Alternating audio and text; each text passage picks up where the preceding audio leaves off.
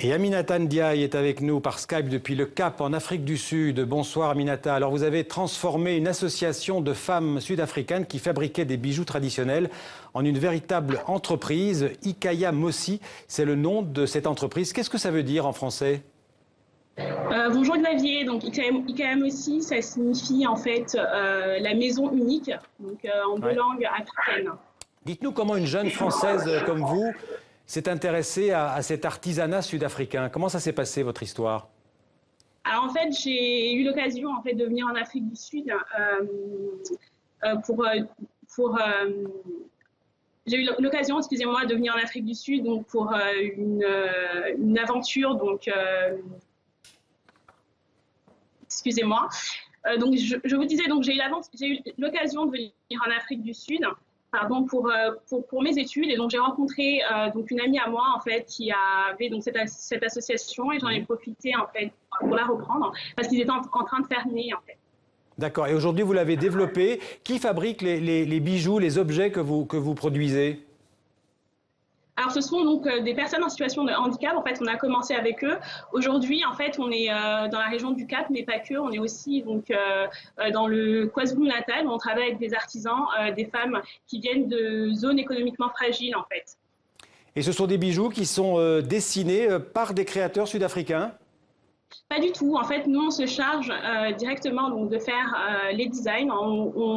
On revisite en fait ces bijoux qui sont traditionnels et on y apporte en fait une touche de modernité pour pouvoir justement toucher le plus grand nombre et voilà, pouvoir les exporter et faire participer ces artisans à la mondialisation. Alors vous avez aussi varié, je pense, les produits. Votre production est de plus en plus différente, variée en fait. Hein. Vous ne faites plus que des... Avant, vous faisiez beaucoup, je crois, des bracelets. Aujourd'hui, c'est beaucoup plus vaste ce que vous produisez. Oui, bien sûr, c'est ça. Aujourd'hui, en fait, on fait des colliers, on fait des bracelets, on fait des boucles d'oreilles.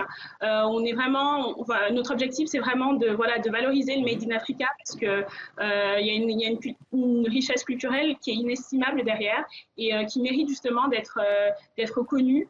Moi, je suis justement, j'ai grandi en France, donc je sais entre guillemets ce que les gens aiment et ce que les gens n'aiment pas. Donc ça nous permet justement de pouvoir revisiter et de mixer justement ces deux cultures. Combien de personnes travaillent avec vous en ce moment? On est à 35 aujourd'hui. D'accord. Et vous voulez, j'imagine, développer aussi vos activités à l'international, donc exporter vos produits? Alors, c'est ce qu'on fait déjà aujourd'hui. Tous nos produits sont vendus en France. En France et en Angleterre, on a un site internet. On vend tout ce qu'on vend, en fait, c'est via notre site internet.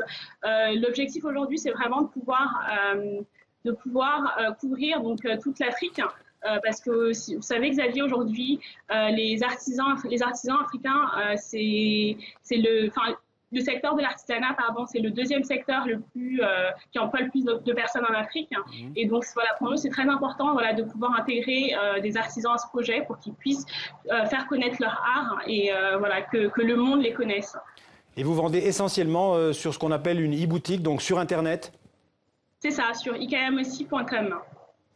Eh bien, écoutez, merci beaucoup, Aminata, d'avoir été en direct avec nous depuis le Cap en Afrique du Sud. Merci beaucoup et puis bonne chance pour votre entreprise.